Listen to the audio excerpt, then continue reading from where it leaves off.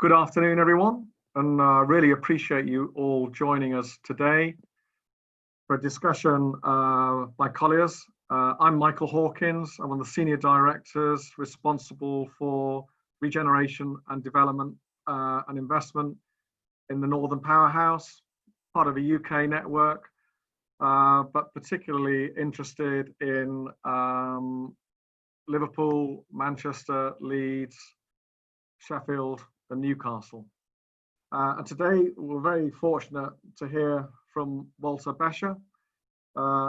Walter wanted to be introduced to discuss his much delayed MIPIM message. Walter's a very shy individual, and he's better known within Colliers as our equivalent to Sir Jim O'Neill, the ex-Goldman Sachs economist who is responsible for the Northern Powerhouse. So Walter, the floor is yours, and I look forward to hearing what you've got to say. Well, I haven't been introduced quite like that before, but I'm sure I cope. Not a hard act to follow, I suppose. I don't know. Yeah, great. Listen, it's good to have a chance to chat this all through.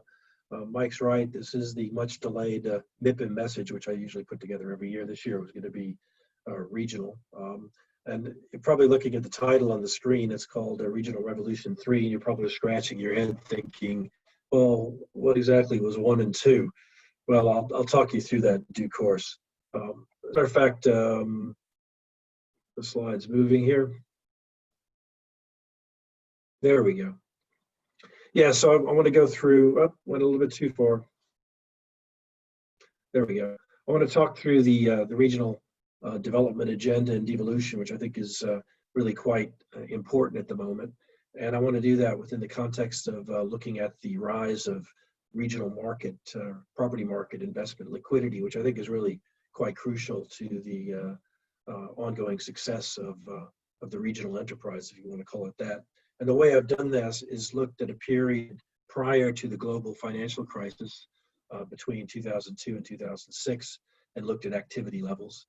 And I've compared it to a period immediately after the, well, not immediately, but after the global financial crisis, which is from 2014 to 2018. I think those two parts of the respective cycles are similar.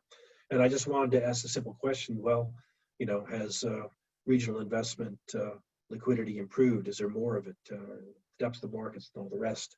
And of course, that leads into a discussion about cross-border investment, which is really quite crucial, I think, to all of this. And now we have the new opportunities arising. We have government economic policy that's targeting regional development. But of course, we got post-COVID-19 concerns now. And I'll go through all this in the course of about the next half hour, 35 minutes, and then we'll open it up to a bit of discussion. So look, now I know that the Northern Powerhouse is more than just Manchester, and the only reason I put this up is not to antagonize those of you who are not from Manchester, but just to point out that this is my point of departure. It was my original point of departure when I got interested in the regions. We were coming out of the global financial crisis. Look, I'm going to call it the GFC from here on in. We were coming out of the GFC, and this is about 2011, and I was getting very frustrated, you know, because I keep waiting for the investment volumes to start increasing in the UK generally, and it just wouldn't come. And then to make matters worse, I started looking across Europe to see what was going on, and I discovered that the German Big Six property markets that are sort of equivalent to our Big Six, we're seeing plenty of investment, a lot of cross-border investment, all the rest, which is highly irritating. I looked into it a bit more closely, and then it dawned on me that, listen, Germany is a very decentralized system. All of the regional economies are locally controlled, and all their economies are specialized with concentrations in fairly high value-add industries. Unlike the UK, which was the reverse, it was still extremely centralized. It's decentralizing now, clearly. The regional economies were less specialized with lower productivity.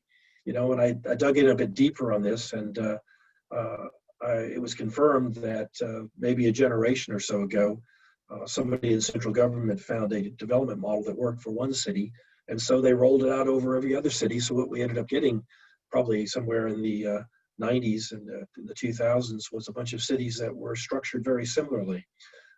Manchester, oddly, was a little bit different for various reasons. You know, it just led to this paper, Manchester more German than British. I don't want to go into depth about the paper here. Now it's just to say that Manchester was attracting more inward investment than other cities at that time.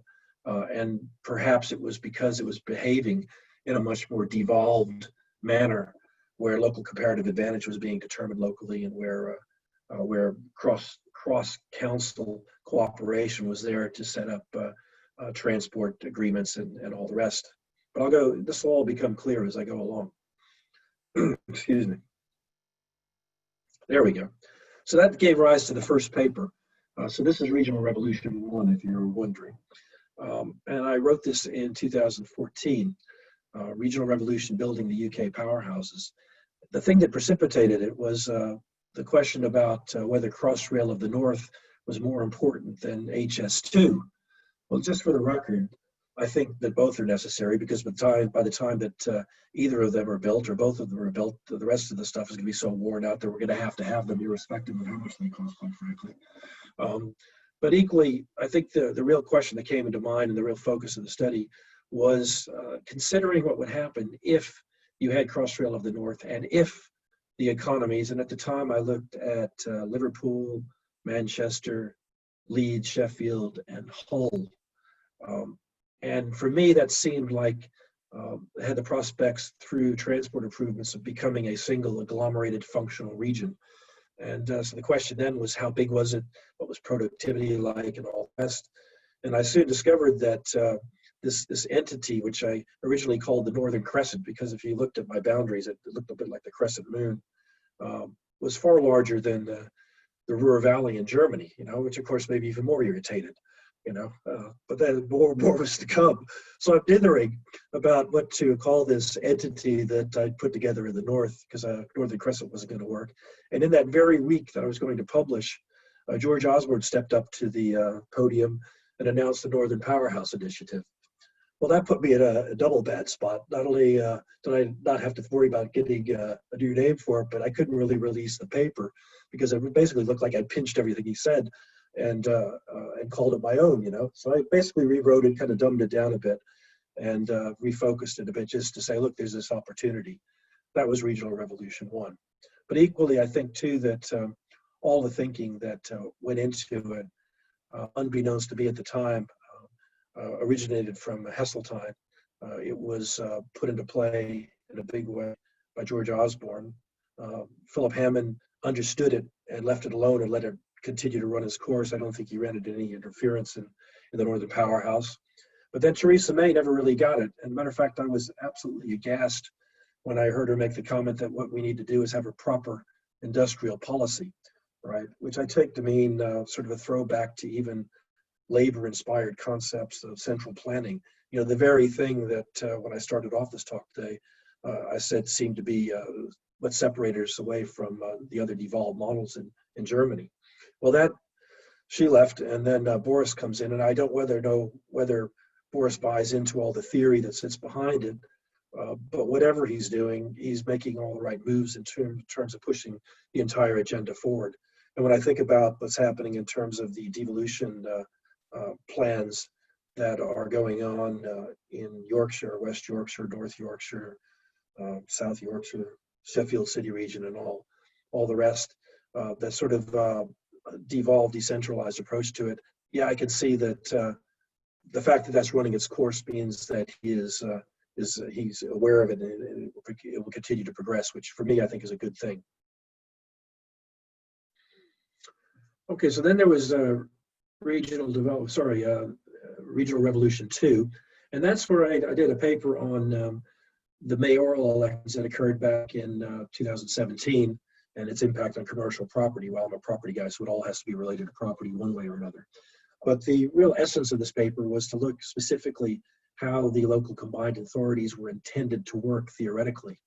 And at a really simple level, the main task is assembling local stakeholders into a single cohesive whole so that they can work together to put together transformational projects that are of sufficient scale to attract in investment from outside of the region. I mean, that was really the gist of it. The thing about the local focus is that it ensures that the locals who have the best knowledge of the local skill base and the rest are in a position to identify what the region's comparative advantage is, and therefore to decide what to focus on in terms of identifying higher value add functions for the region. That was the whole game as far as I was concerned. The other part, which I think is very important too, though, is the international marketing component to this.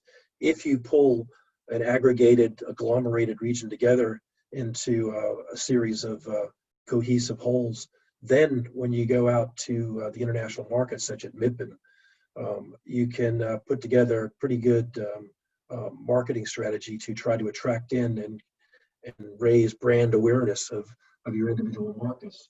I mean, in some ways, at the moment, I'm sure many of you are from Manchester, and so I'm preaching to the converted, because anybody that's been to MIPIM and wandered around doesn't usually have any trouble finding the Manchester stand, I can assure you. It's got a huge presence, all the rest of it, and I think it's been generally pretty effective. So that brings us to Regional Revolution 3, which is called The Rise of Cross-Border Investment. All right, so this was supposed to be the MIPIM message.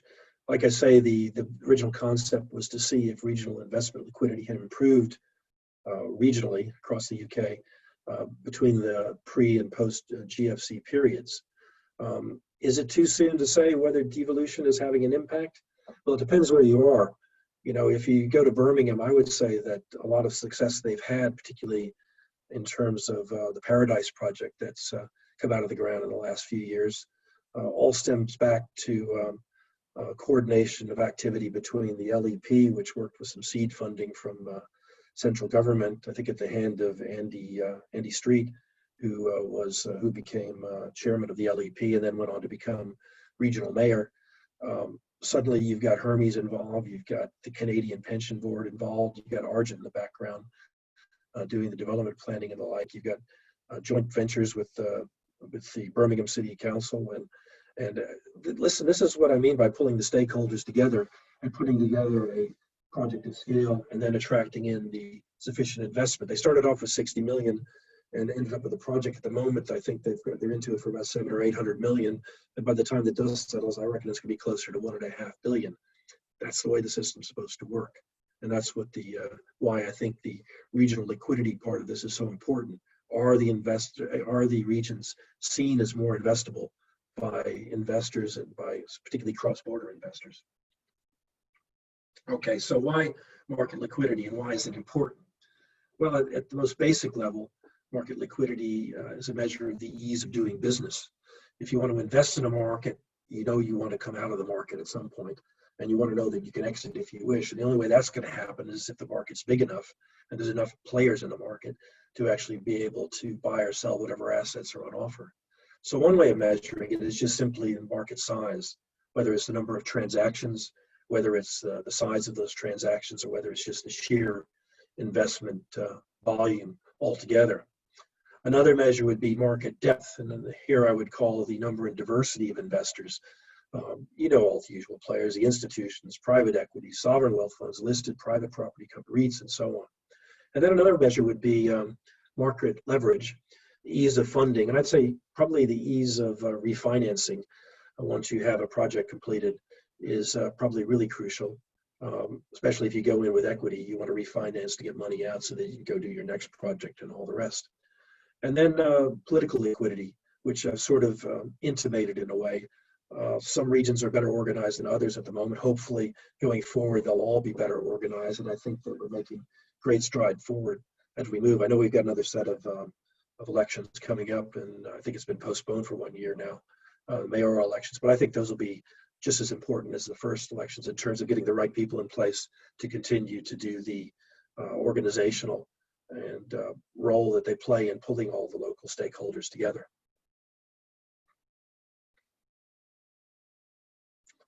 There we go. So what was my preliminary finding? So the preliminary finding is that UK total commercial real estate investment increased between the two periods. But, okay, so if you look at the right, the top right corner, you can see London transaction volumes, and you can see regional transaction volumes. And yeah, they look a bit higher than before the great financial crisis, the 2002-2006 period, you know, but not a lot. Then it really dawned on me where the real problem was. If you put it in real terms so that you compare apples with apples, actually the true story is that UK total commercial real estate investment fell in real terms between the two periods. So instead of increasing from 221 billion to 317 billion in nominal terms, in real terms, it fell from 221 billion to 217 billion. So it went down. Not only that, the scale of the transactions went down too. Well, you can see from this that the MIPIM message was definitely in trouble. You know, being a property guy, I tend to try to work the optimistic side of the equation. So I thought, well, I better dig down to the numbers and see what's going on here anyway, so I can work out what to do next. It was January. I still had a good month or so to work on the paper, you see. Overall, if you look at it, you can see that the deal numbers did actually go up, both in London by about 22% and in the regions by a pretty significant amount, 32%. If you look at the middle, though, the volume or the total value of these deals, while it went up 23% in London, it actually went down by 7% in the regions, you know. So not only was UK investment transaction volumes decreasing in real terms, it was because of the regions. Then when you looked at deal size, which I was a bit surprised about, it fell by something like 31%. So the MIPIM message was definitely in serious trouble at this point, but I wasn't going to give up that easy. You know, I had to look and try to work out in my mind why this might have been the case. Right. Well, the first thing I could tell you is that the environment after the GFC is fundamentally different than the one before. There's far less leverage and much greater bank regulatory oversight for everything that goes on in commercial property, especially the slotting, or what's known as the risk weighting of capital buffers for banks.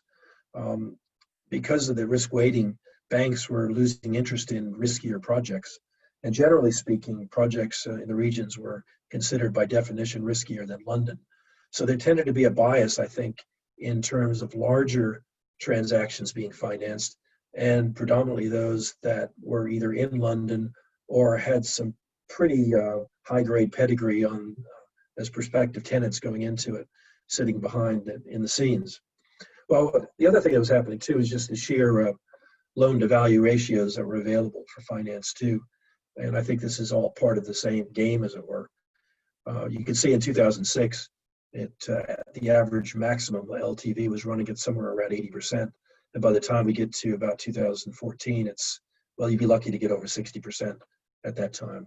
So the depth of lending was much reduced.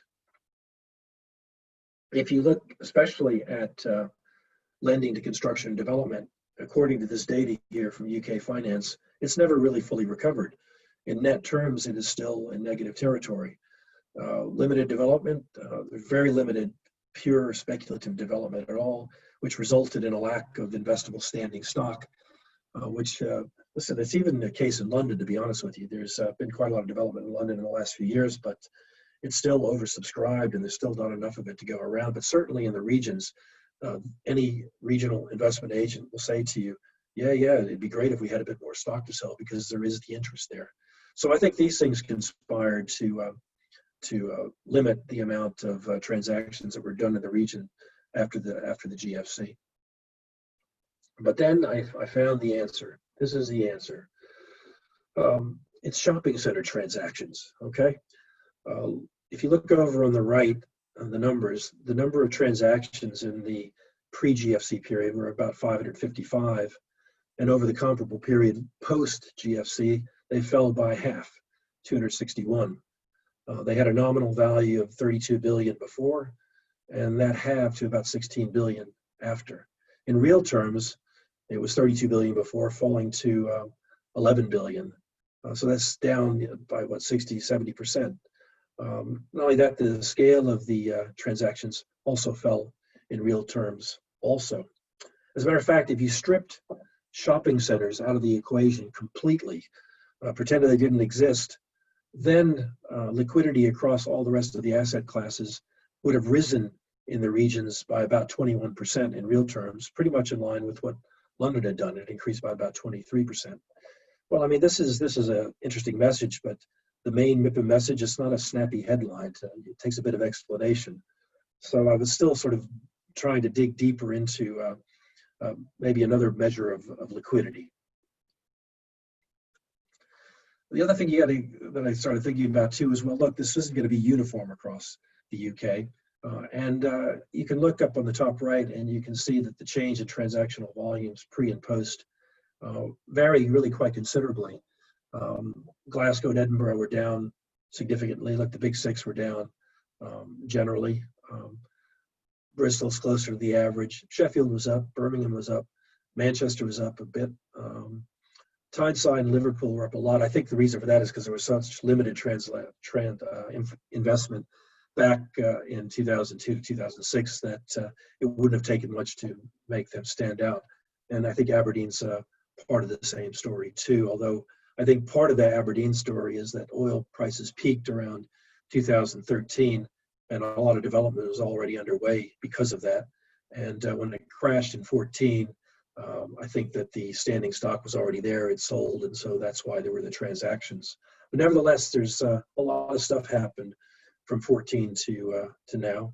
There's the oil price crash in 14, the Scottish referendum in 2014, and I do think that dented sentiment up in Scotland. I think the oil price crash also explains that too. Then there was the Brexit vote, right? And that, of course, had an impact for a quarter or so, 2 quarters. And then what that gave way to UK electoral uncertainty, which I think was more damaging than Brexit itself. And I think that took its toll. Then, of course, sterling was devalued. Of course, you could take that as a positive sign.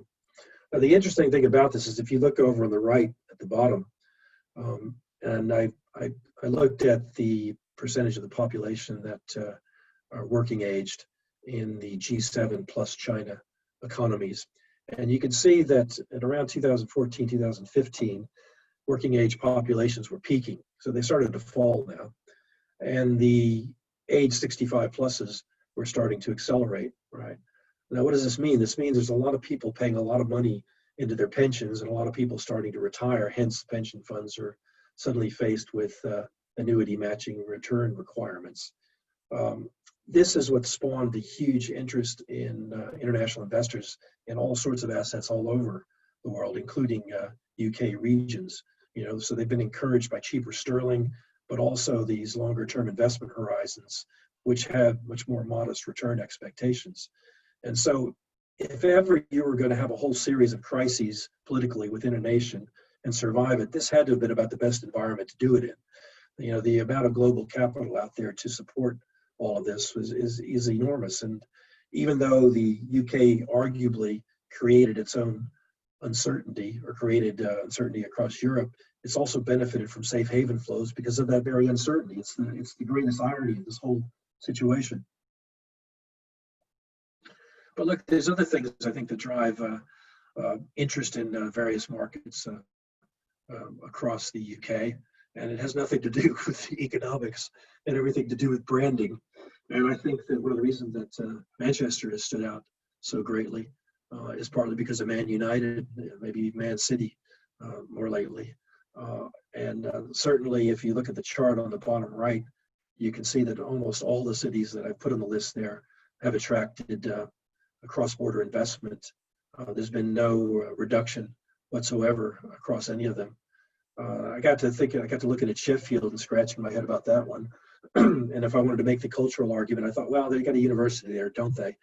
And then I discovered that apparently, I don't know whether you know this or not, there's 50 million Chinese snooker players, right? And apparently they watch the Crucible Championships every year, with a heightened state of awareness, I can tell you. And they've committed a couple of years ago, they announced they were going to commit something like $1 billion to Sheffield's development and high value add engineering and hotels and other sorts of developments spread out over the course of the next 5 years. I don't remember the exact terms of it and all, but I can't help but think that explains a lot of it, So then I went off with this knowledge in mind, and I went to Japan about 5 or 6 months ago.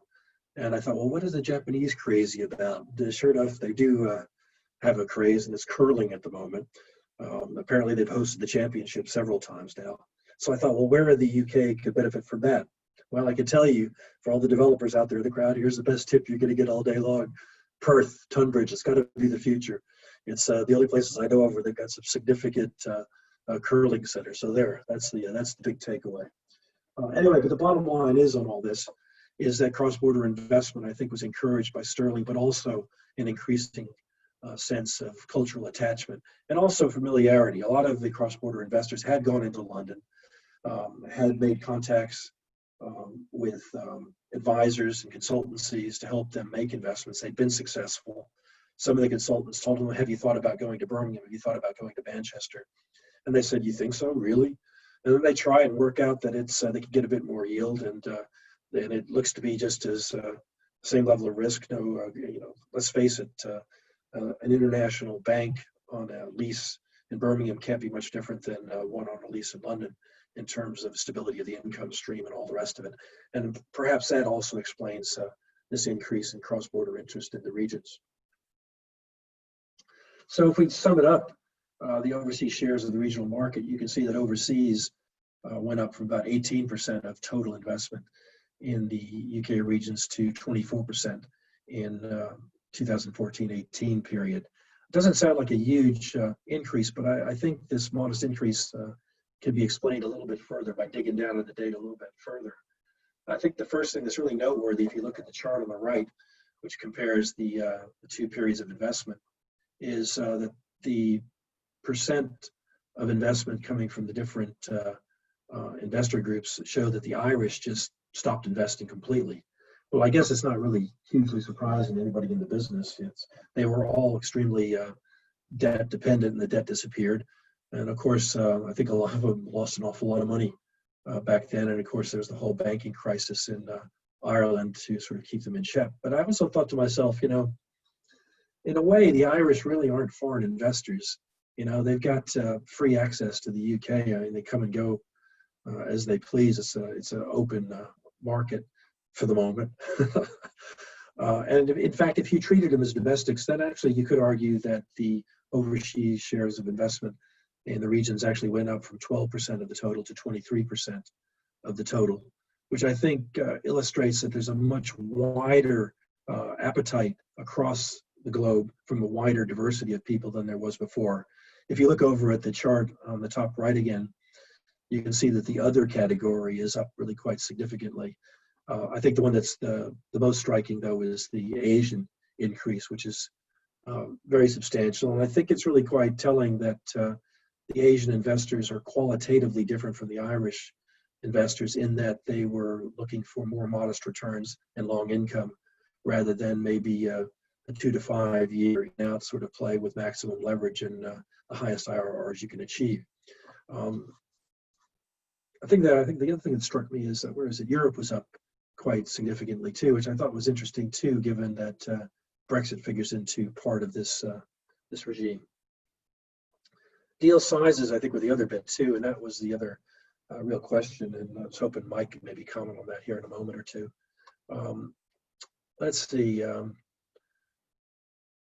Yeah, so if you look at the London versus the UK regions, you can see that the UK institutions in both cases, over there on the top right, have reduced the size of their individual transactions in real terms, whereas cross-border went up in both cases. And then if you look at the individual cross-border investors, you can see it was the Asians that were taking the bigger ticket items along with the EU, whereas the US, which is still pretty high, by the way, has reduced it somewhat. Middle East has fallen considerably, as have the privates, which I take to mean that the Asians and the EU funds are effectively squeezing out UK institutional capital. Maybe it's because of the sterling play and the advantages that they see accruing to that.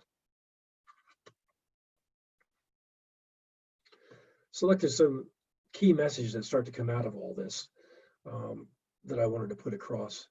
And that is that, first of all, global capital is sufficient to float all the boats, that UK investment's not a zero-sum game. Okay, now for government investment, for UK government investment, where there's a fixed pot, yes, if you invest in the regions, then there's less for London. If you invest in London, there's less for the regions. That is a zero-sum game. But if you figure in global capital in particular, no, there's plenty of money. Regional investment does not need to come at the expense of London investment. It's all about how you go about it. if government sticks to the idea of seed funding things and then letting private capital, both globally and domestically, do the heavy lifting, then maybe the money goes a bit further. But that's not to say that London has lost its preeminent position.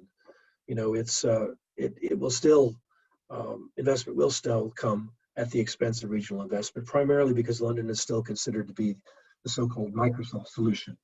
What that means is if you're an IT guy and you buy a bunch of new equipment and it's not Microsoft, if it doesn't work, you probably lose your job. If it is Microsoft, it's probably okay. And I would argue that there's a certain element of that goes into cross-border investment mentalities. But equally, I think too that perceptions are generally changing, and I do think that there's getting to be a lot more cross-border investors that are far more comfortable doing sizable projects in the regions, even things involved with regeneration and development, which sometimes take a good number of years before they start to generate income streams. Maybe Mike will say a word or two about that here in a moment. So with all this optimism, you can see that it seems like it's a good picture. We do have a few flies in the ointment, you know.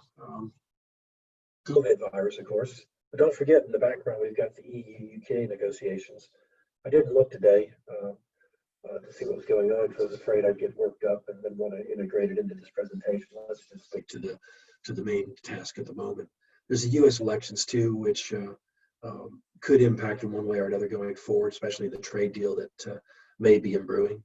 I guess the big question is given all this, is there still an upside for the UK regions? And my own feeling is that yes, because I think what COVID-19 has done has caused a lot of, let's say, less well-organized parts of the UK to organize themselves sufficiently to put together so-called COVID response plans, COVID economic recovery plans. So one of the stuff that's probably being done by LEPs and by the combined authorities, I think is spilling over to areas where it hasn't really been done too much before. And so the whole concept of getting local stakeholders together to cooperate, to put together plans for development and regeneration, I think the COVID has focused minds and is actually causing that to come into formation in places where we haven't seen it so greatly and so well organized as we have in other parts of the UK. Now on the right, I give you the GDP recovery path. In orange is the quarter-on-quarter growth path. So you can see that the forecast by Oxford Economics shows a 12% quarter-on-quarter decline over Q2, which is where we are now, followed by about a 7 or 8% increase in Q3. I think this is predicated on the idea that the lockdown will be slowly released and that consumer spending will resume, because I think primarily the hit to the economy so far has been primarily consumer spending.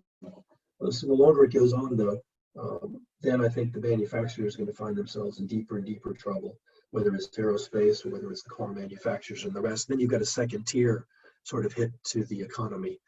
A shop has a luxury of just walking out one day, locking the doors and pulling down the shutters and being done with it.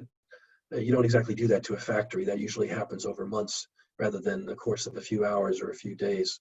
And so I think one thing that has happened with the furloughing is that it's brought a bit of time into the equation for everybody to try to work through this, and hopefully things will return back to normal before the real substance of the production part of the economy starts to get hit irretrievably. That's the hope.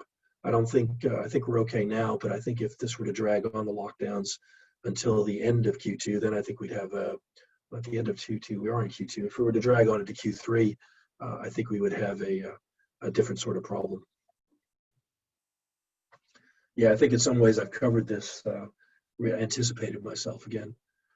Again, you can see the V-shaped recovery, and I've stuck in all the cities. You can see they're all pretty much the same. The chart on the bottom right shows that over the next 5 years, the UK economy will expand by 12%, and that all the towns that I've listed in there are within 1% of that. So I see this as being pretty much a UK-wide phenomena. Nevertheless, it does show that London and Manchester and Edinburgh and Bristol, all places, by the way, with financial services offer, are going to lead the recovery. I think, I don't want to say just financial services, but a lot of the economy is office driven. And I think that this remote working has actually been far more effective than people really imagined. So where does that leave us now? Regional economic reformers, blah, blah, blah. Yeah, so the other bit is that we still do not know how much money government is going to pump into the system. Okay, we know that there's a significant fiscal boost already planned for the regions, and that has been supplemented with an emergency response rather than it being part of the emergency response. There's actually more money going in, so they haven't touched the original sum targeted, which is good. And I think all we need now is private investors, particularly cross-border estimates, to be integrated into this investment to supercharge the limited resources that the government has. You know, like 600 billion sounds like a lot of money, but if you can leverage that up to several trillion, just think how much more you can do. And that's what it was. 600 billion over 5 years was the original plan. This would result in public net investment reaching the highest level since 1955 in real terms. Now, the detailed capital allocations will come in the autumn spending review, it looks like. They were supposed to be released as part of the budget in the beginning of March, but unfortunately, the National Infrastructure Strategy upon which it was based was delayed due to the Heathrow ruling. That was where they found that the planners should have taken into consideration the compatibility of the Heathrow runway extensions with the UK's agreements, international climate agreements, the Paris Agreement in particular. And so now suddenly the National Infrastructure Strategy paper has been called back in and is being reviewed to make sure it complies with all of the external climate agreements that we have. Look, I hope this delay doesn't go on too long. There was talk that it was supposed to be released last week. It wasn't, and I couldn't find anything online to find out you know, what the state of play was. Maybe it's been released today and I don't know about it. If it has, forgive me. Needless to say, in the background, there is the National Infrastructure Commission who have finance experts that are looking at ways to go about making the government money go as far as it can. There's talk about the European Investment Bank being replaced with a UK investment bank to focus on UK infrastructure and finance, and also integration of private investment. Look, I find all this really quite exciting. I just wish that it would happen faster, that we didn't have this COVID interim, what do you call it, COVID interruption. Look, I'll stop there. And what I'll do first is give Mike Hawkins a chance to respond and maybe add a few things. He's the guy on the ground. He's the guy that knows in detail the things that are going on all across the Northern Powerhouse. So without further ado, I'll hand over to Michael. But listen, Mike, we had a survey we were supposed to throw out. Should we throw out the first survey question before you start to talk? Go for it. Cool. Here it is. Okay, everybody. How confident are you that the Northern Powerhouse will fully recover from the pandemic and its economic impact? There's a good one. Sort of apolitical too. That's good.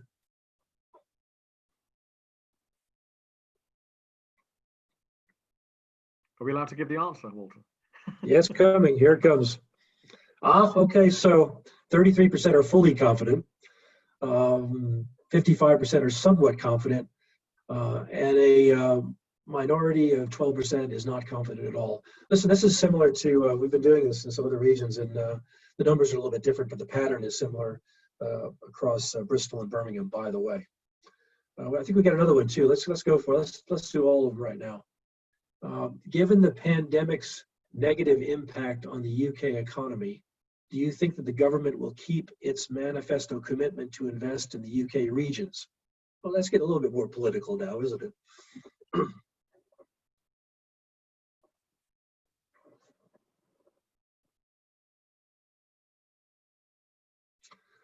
Okay. Well, I can tell you that your friends down in the West Midlands were more like about 90%. So a little bit more skepticism in the Northern Powerhouse. Okay, and then the last one. Do you think that devolution and the new local combined authorities will make a difference in attracting more investment?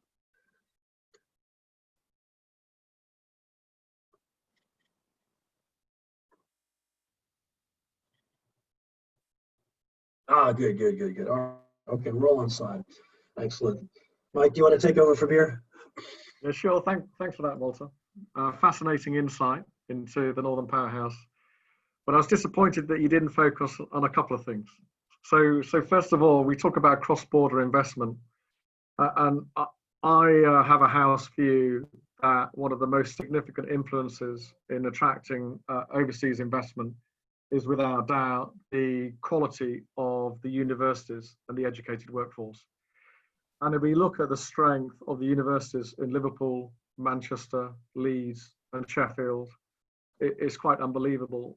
And I've got a house view that companies post-pandemic will grow their clustering, their hubs in the regions on the doorstep of where there is a sustained international quality educated workforce.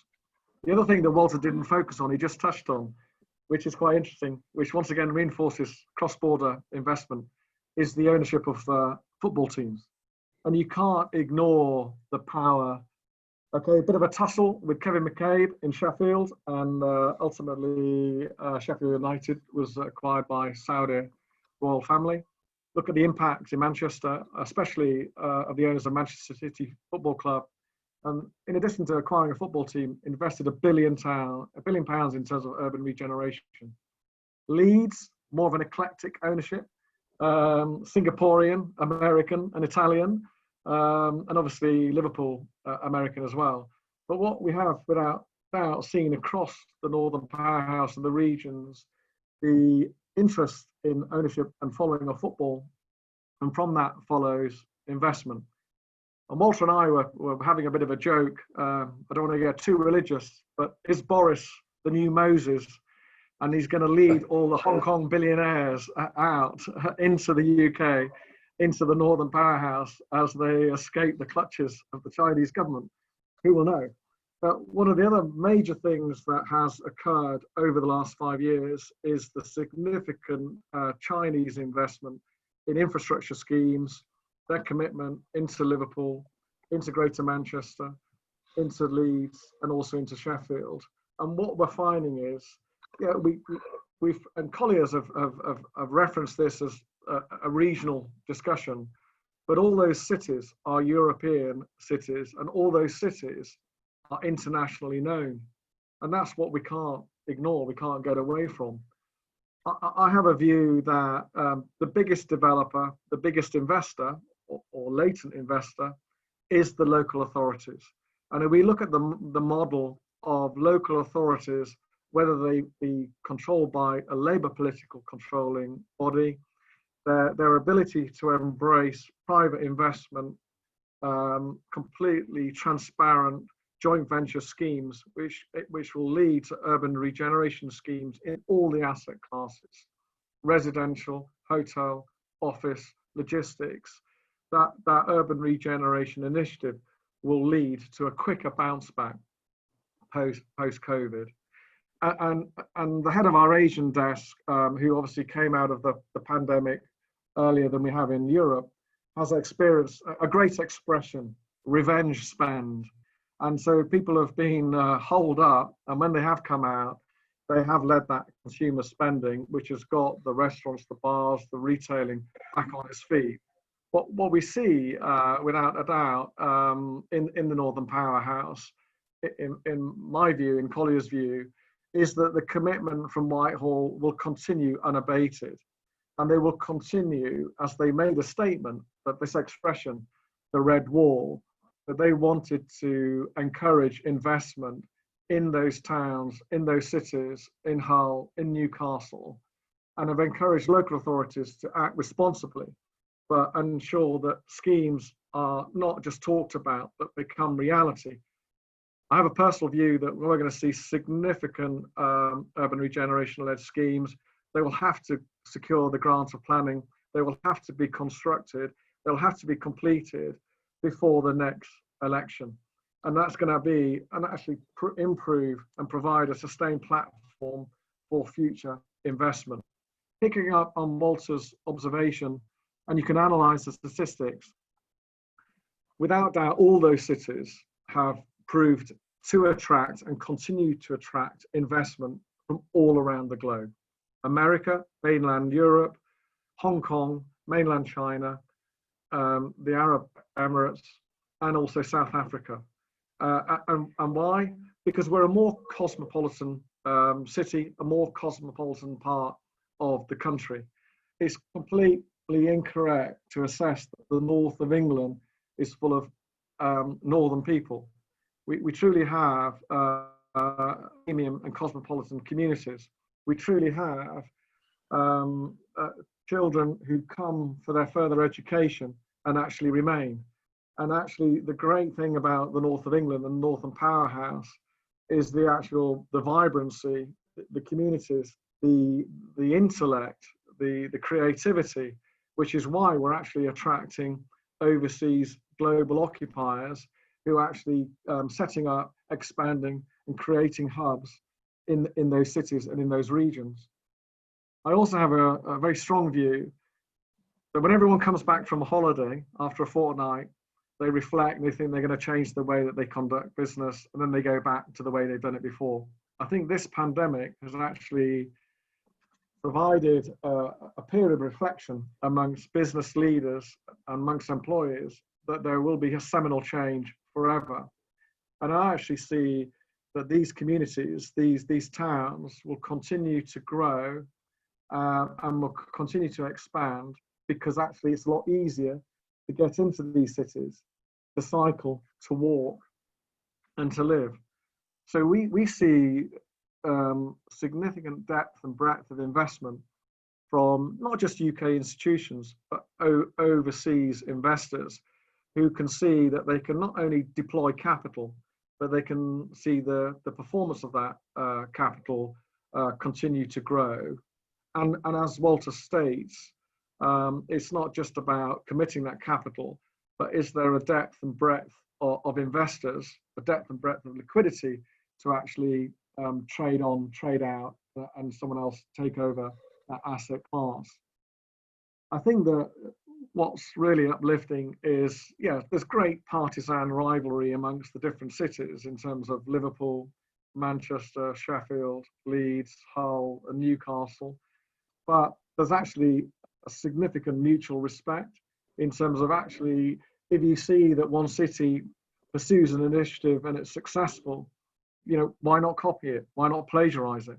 And so I actually have seen in the last 5 years a maturity that actually, just because one city has been to be a trailblazer, it doesn't mean that you can't plagiarize that initiative. And to me, that political stability is very important to occupiers, businesses, investors, and they will continue to commit and grow their investment strategy and footprint because they know that occupiers are going to expand, and there is a ready-made, educated workforce that continues to come through. I think it's quite sad that across the UK, I envisage a number of universities actually will not survive. Some of the more fringe universities, and the universities that will continue to attract overseas people who wish to continue their education. I see all the cities that I mentioned continue to have that pull because of the quality of the courses that they are offering. But I'm actually upbeat. Great challenges, but there's great resilience. And I think that, you know, if you look at an analysis of ownership in the square mile of London, in the West End, a lot of the UK institutions have been displaced. But, you know, there are some great UK institutions who continue to commit in the regional cities. But the key thing is that they are not the only investors for those cities to attract. There is true global investment appetite in all of the cities that we've talked about.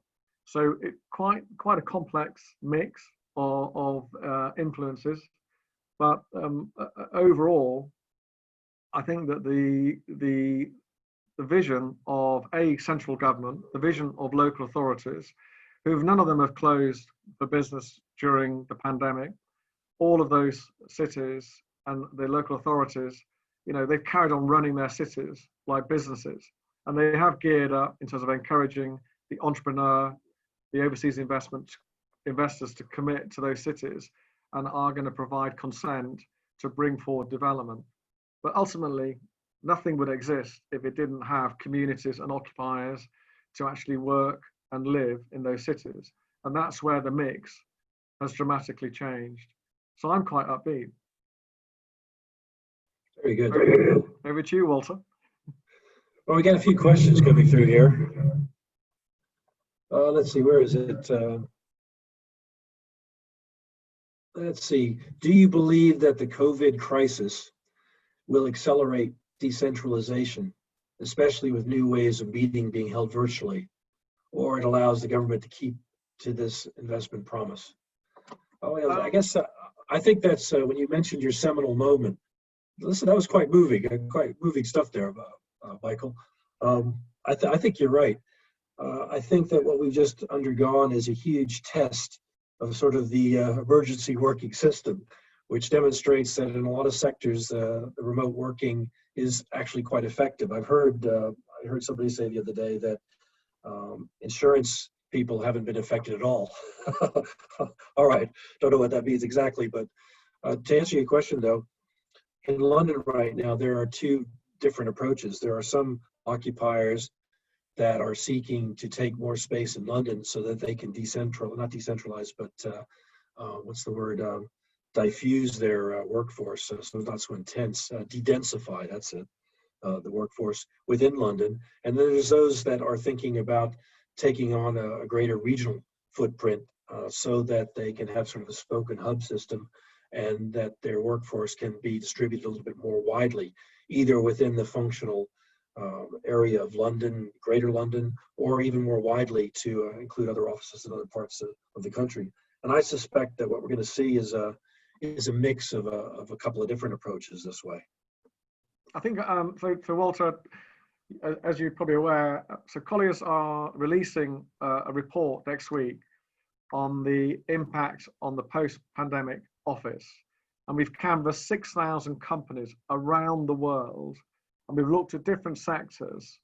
And so what's quite fascinating is the insight in terms of how people interact internally, how they interact with their customers, and how they will actually continue to use the office, which effectively is an instrument that represents and manifests the ethos and the culture of a company. And yet, a lot of companies have done straw polls with people say, well, do you like to work at home? Would you like to continue to work at home? Would you like to work in an office? And everyone at the moment is saying, yeah, it's great, it's productive. But only when the finance director and the chief operating officer look at the figures in 3, 6, 9 months, will we know how successful it's been. But it's not just about productivity. It's about well-being, it's about mental health, it's about having a structure in life, and actually the collaboration, the interaction with each other, your clients and your colleagues, is that absolutely key to a stable foundation of business and commerce.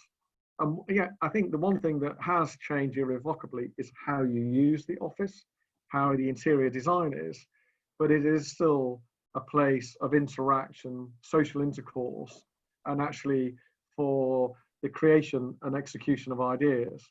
And I think that, yeah, without a doubt, companies will take the view we may not consolidate and have 10 to 12,000 people working in one particular city.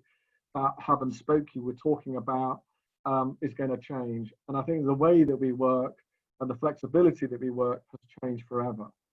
But I think it's very exciting, because if we don't make a positive out of this experience, then we're not going to continue to evolve. But just as an aside, the biggest influence on commercial real estate design is not the pandemic. In the UK, it's the REBA climate change criteria in terms of how buildings in all commercial asset classes and residential will be constructed, what materials, and how they will be occupied and operated going forward. And that's a separate document, the REBA Climate 2030 climate change criteria, that is going to have the greatest influence on real estate in this country, both in terms of institutional appetite and occupational appetite. Actually, there was one phrase that I heard in this new vocabulary that's arising that convinced me that office working will not die completely. And that is that if you close all your offices, you no longer have the possibility of, get this, spontaneous collaboration. And what does that mean? That means drinking coffee in the coffee room and running into somebody with an idea. Yeah. So I do think that the office does have quite a lot of life, that'll probably be central to the recovery too, by the way. Let's see, there's another question here, which I think is more region specific. There's a couple of them that are similar. Leeds has been the only key city in England without a devolved administration. The people of West Yorkshire are presently being consulted on having an elected West Yorkshire mayor in devolution. Some people are concerned this will be another layer of bureaucracy and will give them too much power to one person. What would your message be to them? Yes, I think it's a good opportunity. As a matter of fact, I think that keeping these combined authorities relatively small, because there was talk about a greater Yorkshire solution, wasn't there, which would have brought in West Yorkshire and South Yorkshire and all the rest. But what happens then is you end up with a large regional entity where there's almost too many competing interests in order for people to work effectively together to bring about compromises. If you keep things focused on a slightly smaller agenda, whether it's like the Sheffield City region, for example, then I think you're in a better position to focus on what needs doing in the immediate sort of functional region. So yes, I think that there's great benefit to be had by West Yorkshire. One of the main points that Heseltine made about this whole conceptual structure is that in giving money to local regions, what they've lacked in the past is a single point of accountability. And that's what these mayors are meant to be, a single point of accountability, so that if there's anything goes wrong and the money disappears, as it were, there's one person that has to answer for it. Equally, it also provides a single point of contact with central government. And so all the voices of all the interests in the devolved region should end up culminating in the mayor, who then makes representations directly on behalf of that constituency to government. It's just to simplify the communications. So much so that I think in the past it's been remarked by a previous chancellor that the main focus of money going to the regions would be toward those devolved authorities that had a single point of accountability. And that's the language they use too, I might say. Anything to add to that, Mike? No, I look, you need streamlined accountability. You need leadership, and people who want to invest need to know who the point of contact is, and from that flows in terms of controlling the different divisions. So, I think the model has been proven that is it dangerous giving too much power to one person? It's all about accountability and choosing the right person. Probably not the best politically correct observation. We like benign despots. They're always very helpful. But I think Walter, I think we have to wrap up in 1 minute. There's one last question. I just want a quick one. In the report, the population growth stats were fairly muted in London. Is that still the case post-COVID? I just wanted to make a point about population in the UK generally. One of the reasons that the economy has been pretty buoyant for the last, even through the crisis, is because we've had pretty good population demographics. The whole Anglosphere, so the UK, Ireland, the US, Canada, and even Australia, if you want to go that far out, all have fairly robust population dynamics, a growing workforce, which is forecast to continue growing for some period. Now, in the UK, part of that has been driven by immigration. And of course, we're coming out of the Eurozone, the EU. And so theoretically, that's supposed to give us back control of immigration. All that has happened so far is that the EU people have stopped coming, probably because sterling's so weak. And we've got a lot more people coming from the Commonwealth, So I don't really think we're ever going to get a complete grip on the immigration equation. And quite honestly, I'm not sure if we want to. I could understand having better control and knowing who's coming into your country, but to stop it completely just seems it's not necessarily the way forward if the economy is going to continue to grow by not just through numbers but through ideas. It's going to have to be something that remains open. So anyway, so the pop looks good, and I think I'm hoping that will help the UK economy when we go through the next step, which will be the Brexit I think scenario. on that, Walter, I'd just like to add that in terms of population, there's also a subtle difference between the living population and the working population. And going back to my observation about the importance of the universities in Liverpool, Manchester, Leeds, and Sheffield, attracting such quality, diverse international talent that actually enjoy working in those and living in those towns, it's about the retention rate. And so you have a 13 million population in the Northern Powerhouse, which is bigger than London, but it's about where we're very fortunate because of all of the things we discussed in this session, that actually, because of the quality of the job opportunities, the diversity of the job opportunities, people actually like staying in those cities and living because there's a good balance between work and life. And so I think that the profile of the population in those areas is very healthy going forward. Well, Mike, that's all from me. Listen, thank you, everybody. That's like a comedy duo. Where we the two runners. Well, look, it's been great, everyone joining us this afternoon. I hope you have a different insight, and we really appreciate your support in terms of connecting in our virtual world. So enjoy the rest of your days. Indeed. Thanks a lot, everybody.